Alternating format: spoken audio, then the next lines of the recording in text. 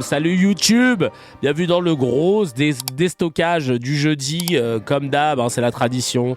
On vide un peu le Telegram afin de pouvoir reprendre de plus belle dès lundi. Big up à Shadila sur Tipeee qui m'a khalas de l'aide mensuelle, merci mille fois. Tu es au top, cracks de ouf. Si vous voulez faire comme Shadila, n'hésitez pas, il y a le Tipeee, il y a les subs sur Twitch. Bref, on est ensemble si vous voulez donner de la sephore. Et Dieu sait que c'est pas facile, surtout quand on est malade, de venir quand même avec la cravate, avec la chemise et avec des émissions. On le fait pour vous.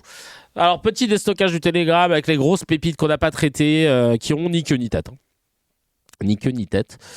On commence évidemment avec Rachel Kahn. Rachel Kahn qui donne son avis sur Trump. Elle nous a fait un bingo de elle-même où elle a tout mis sur la table. Tout. Vous allez voir, c'est incroyable. Cette action américaine va sans doute impliquer d'autres actions. Ah oui, certainement. Mais c'est-à-dire que Donald Trump est non seulement en train d'écrire l'histoire des États-Unis, il en fera pas le droit international, hein, il écrit l'histoire. Mais aussi reconfigurer le monde. Et alors, je ne sais pas si on va parler tout à l'heure du droit international et ce qu'on peut entendre aujourd'hui sur les réseaux sociaux. Pour moi, il a mis un clou dans le cercueil de l'ONU, mais en revanche, il écrit aussi l'histoire du droit international. C'est-à-dire qu'on entend violation, comme si le droit international était un slogan, mais le droit international se construit toujours par du rapport de force et des violations. Ça me fait penser à Nuremberg, ça me fait penser au droit ou devoir d'ingérence. Là, à partir du moment où l'ONU n'a pas fait son travail, est devenue finalement une chambre d'enregistrement ou un cheval de Troie aussi pour une menace, notamment terroriste, narcotrafic, islamiste, etc. Donald Trump a... Je comprends rien de ce qu'elle dit là, vraiment. Pris les choses en main en qualifiant ce problème finalement de problème américain, mais aussi de problème mondial qu'il est en train de régler. Écoutez, on va faire une petite pause. Je vous passerai la parole après Eric parce qu'il y a beaucoup de volets.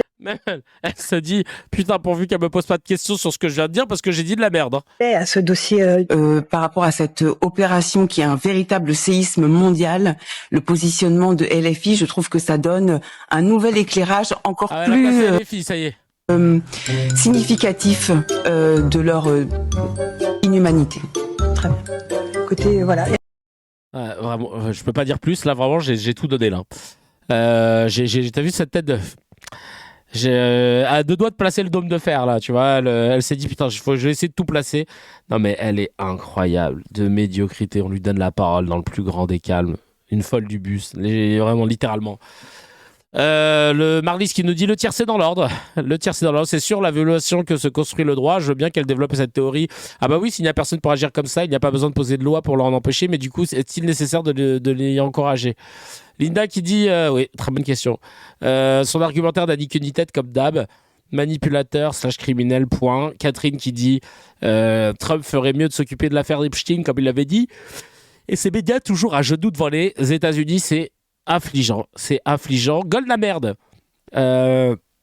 Pareil sur CNews, il a décidé tout et pile. En une phrase, accrochez-vous, ça dure 26 secondes. Encore une fois, c'est très important. 3 États qui se ressemblent, corrompus, dictatoriaux, le Venezuela. Il y a des liens entre Maduro et le Venezuela, l'Iran et un certain pays qui en ce moment détient un otage français. Donc, qui s'appelle l'Algérie. Qui s'appelle l'Algérie. Vous avez raison de le rappeler, on pense à Christophe Blaise. On va essayer de méditer un petit peu sur... Ouais, il était comme ça le frère. Je sais pas pourquoi il était si penché, c'était le poids du mensonge. Je comprends pas. Genre vraiment, le mec... Je cherche rapport avec l'Algérie, ouais. Il a placé l'Algérie, l'Iran, le Venezuela, ouais. Je comprends pas, hein. Et lui, il a invité, il est payé pour venir dire n'importe quoi. C'est une dinguerie. Il aurait pu mettre la Palestine dans son shaker tellement illogique. Non mais oui, de ouf. Il a fait une salade de conneries, c'est ça. Non mais bigot droitard, je te jure, c'est n'importe quoi, putain. Bref, on continue avec les cassos. Là, pareil, le niveau de sottise d'Éric Ciotti, c'est n'importe quoi. Regardez, il parle de Bardot, il fait un lien avec Mathilde Panot où il lui envoie un petit missile sur son physique. Ce que la France fait rêver aujourd'hui avec Madame Panot à l'Assemblée nationale, bon, Ce n'est pas le même genre de beauté. Merci beaucoup Éric Ciotti. Ah ouais. Donc c'est ce niveau-là en fait à CNews Europe 1 là. Genre vraiment.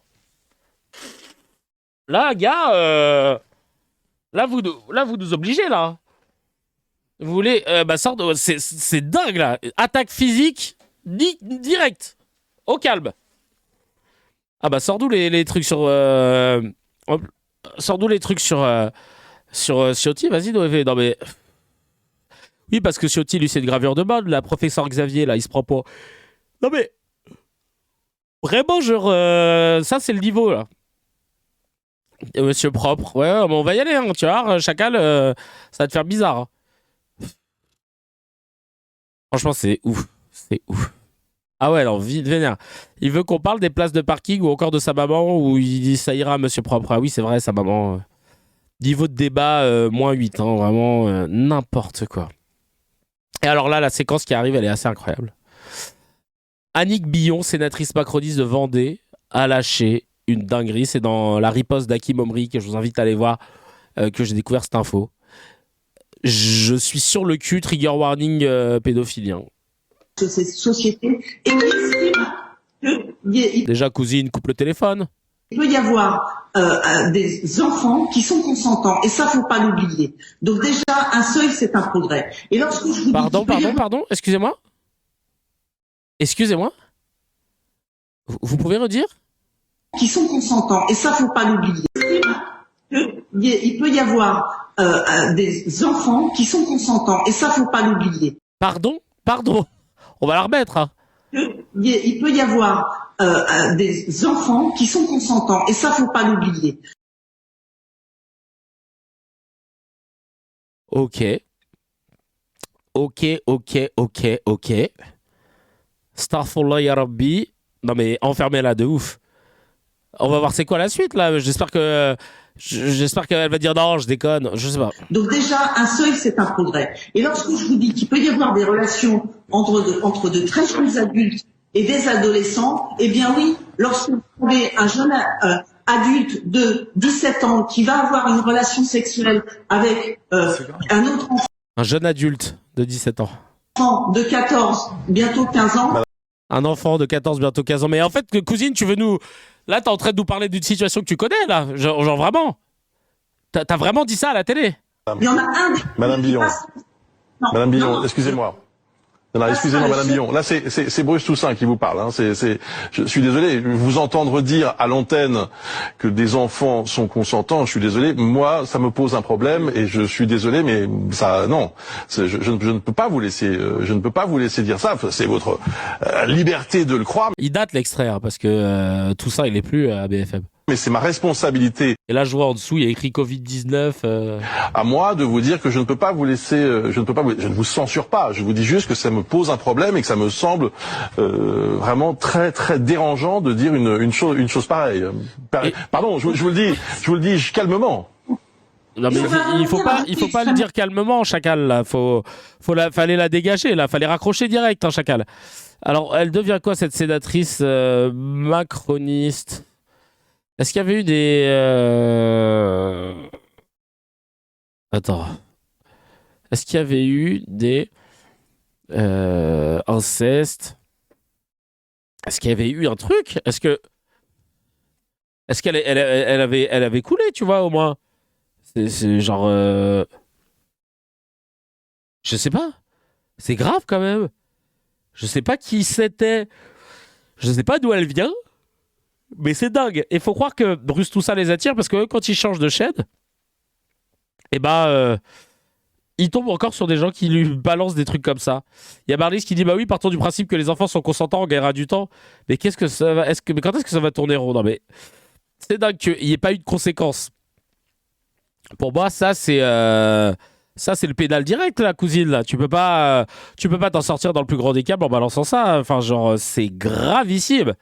C'est gravissime et décidément Bruce Toussaint il il les attire, hein, les gens qui ont des propos un peu chelous comme ça sur là concrètement pénalement répréhensible, totalement pédophile. Les enfants, ils peuvent être consentants. Oh là là, oh là là. Eh ben écoutez, c'est une sénatrice macroniste après, donc elle a été, elle a eu le, bah oui, voilà, c'est une amie de Brigitte, hein, c'est la famille.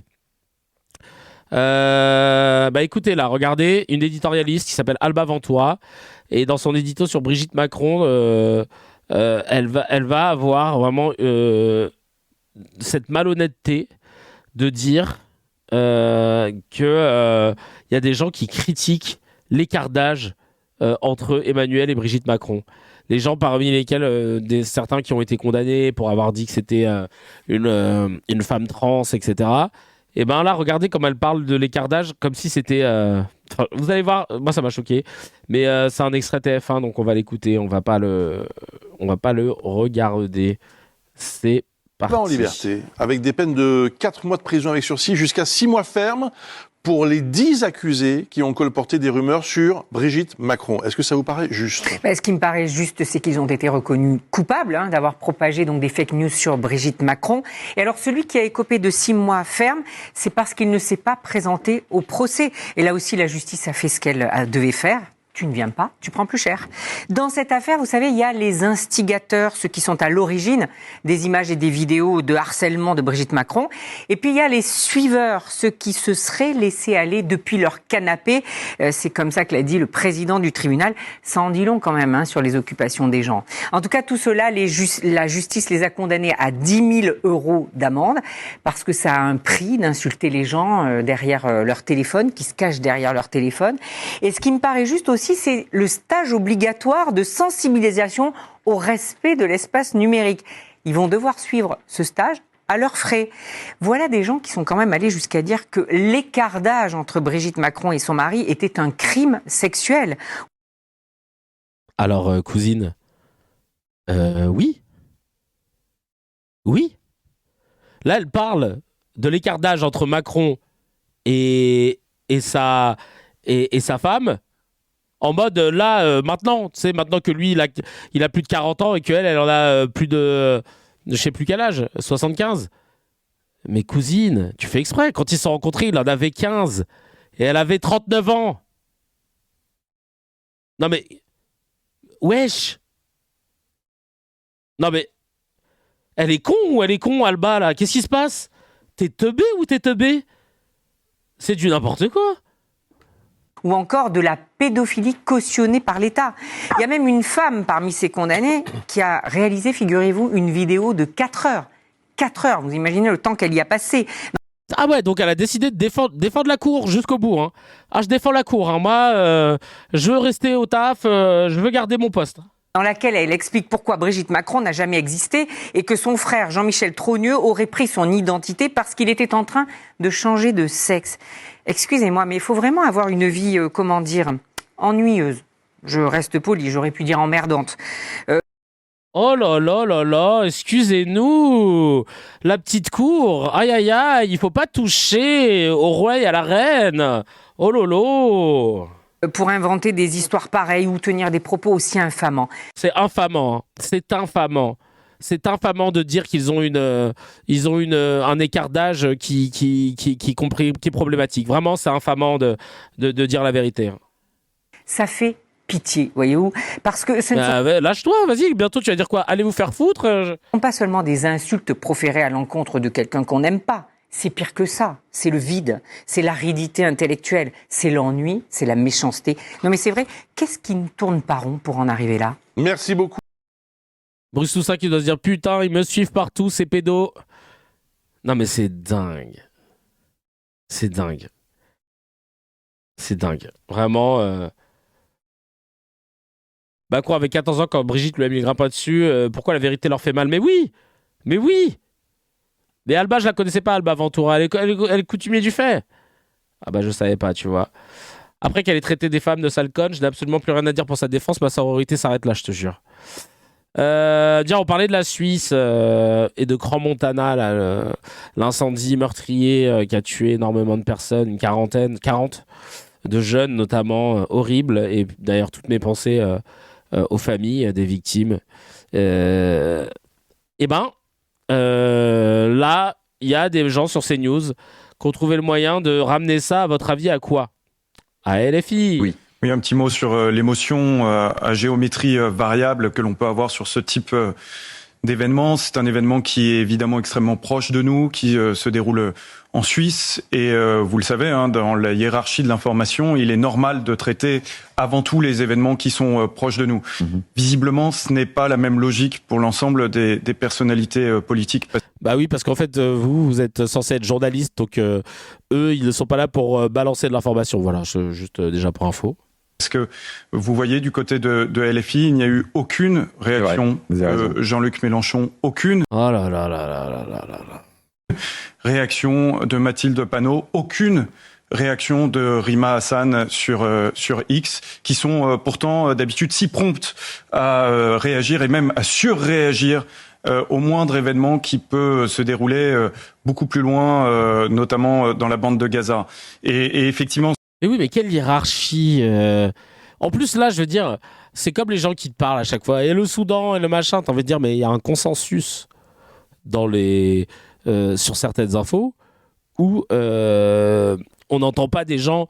Là, sur les plateaux télé, on n'entend pas des gens à tour de bras balancer des punchlines en mode « Ouais, bah, c'est normal, les gamins, ils étaient mineurs, ils n'avaient pas qu'à sortir, tant pis pour eux. » Ouais, mais en même temps, les normes et tout, si elles sont pas respectées, c'est pas le problème. C'est pas les proprios. Les proprios, ils ont fait leur job. Tu sais, t'entends pas des trucs, des dingueries comme ça. Donc, par conséquent, on est tous d'accord pour dire que c'était horrible. Et on partage le deuil. Et on espère que la lumière sera faite sur ce qui s'est passé et sur les conséquences. Mais qu'est-ce que tu veux dire de plus? C'est pour ça que si demain je suis député ou sénateur, je vais enlever mon compte X. Parce que les gens, ils s'attardent. Aujourd'hui, de nos jours, tu vois, aujourd'hui, on s'attarde trop sur ce qu'on va dire, ce qu'on va poster sur les réseaux, qui est pris comme argent comptant, comme communiqué de presse, etc. Alors qu'en fait, on s'en tape. Moi, j'ai rien dit sur Brigitte Bardot parce que je m'en foutais. J'ai parlé ici et j'avais partagé des trucs sur Calbo de Arsenic parce que c'est plus ma génération. On s'en tape. Moi, je suis pas allé faire le tour des plateaux pour leur dire, dis donc, aucun tweet concernant Calbo de Arsenic de la part des politiques de droite. On s'en fout, en fait. C'est pas des médias. C'est pas des médias. N'importe quoi. Cette émotion à géométrie variable, aujourd'hui, elle est extrêmement choquante parce qu'elle est le signe d'une volonté de séparatisme, d'une volonté de... Et c'est parti! Le séparatisme est dans la maison. De diviser plus que de rassembler.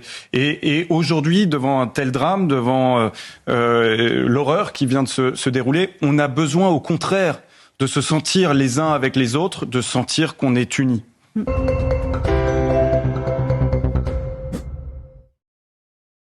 Séparatisme. Ah ouais, vraiment, il fallait qu'il le place. Y a Marlis qui dit c'est pas à Bompard qu'on avait reproché d'agir après l'annonce d'une catastrophe. Non mais eux, ils auront jamais un bon timing, LFI. Ils agissent trop tôt, ils agissent en même temps, c'est bizarre. Ils agissent trop tard, c'est bizarre. Ils agissent trop tôt, oui, mais vous avez fait exprès pour pas qu'on vous reproche. Voilà. Laisse tomber. Et chez Quotidien, ils ont pris un tournant de ouf aussi. Pro-pouvoir, pro-gouvernement. T'as Alma Dufour, on a mis le truc hier, l'extrait où elle a dit les termes en direct de la station thermale. Et là, eux, ils sont sur... oui, non, mais au Venezuela, il y avait une dictature. Combien de fois ils ont parlé du Venezuela avant, en disant que c'était une dictature et que c'était insoutenable pour le peuple, avant que Trump ne débarque? Ils s'en tamponnaient de base. Et là, ils ont tous décidé de vraiment de pomper le dard de la propagande, de la kayfabe américaine. Le droit international, il n'intéresse plus personne. Vraiment, écoutez, c'est affligeant. Affligeant. Et là, j'ai pas les droits, j'ai la flemme de faire du montage, juste vous écouter. Si ça marche. Et ça ne marche pas, d'accord. Voilà. Mais en tout cas, moi, c'était trop bien quand je l'avais vu. Et Alma Dufour, elle a mis ça, en revanche, ça je peux vous le montrer. Le plateau bourgeois de Quotidien m'accuse de défendre le droit international. Il se fiche que Trump kidnappe un chef d'État. Leurs rires autosatisfaits seront moins bruyants quand ce sera le tour du Groenland, de Cuba ou de la Colombie. Merci Alma, merci beaucoup. Même si je n'ai pas eu de message concernant ta venue ou pas à mon spectacle Passeport, et je crains que ce soit plutôt négatif, c'est-à-dire qu'elle n'est pas venue et qu'elle n'a pas prévenu, voilà. Ça c'est le petit truc, je place la petite crotte de nez. Et allez, dernière news du déstockage, ce clash entre Charles Consigny sur le plateau des Grandes Gueules avec Lamia El Harraj. Lamia El Harraj, qui est une ancienne députée, première secrétaire fédérale du PS. Voilà.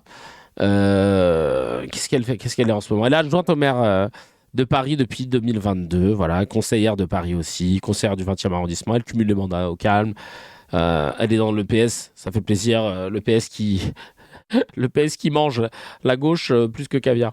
Et regardez l'accrochage, pour le coup, là, franchement, elle a eu les reins solides parce que Consigny a été ignoble. Ça parle des logements sociaux, mais ça a commencé sur les logements sociaux et sur les familles catholiques du 16e. Enfin, écoutez, Consigny, il devrait enlever le Signy de son nom, quoi. En même à temps, condition de faire du vélo. Allez demander par exemple, mais allez demander par exemple aux habitants de l'ouest de Paris quand ils veulent gagner une gare, par exemple. Demandez à une famille du 16e, vous savez, ces familles que vous n'aimez pas manifestement. Mais moi j'aime tout le monde.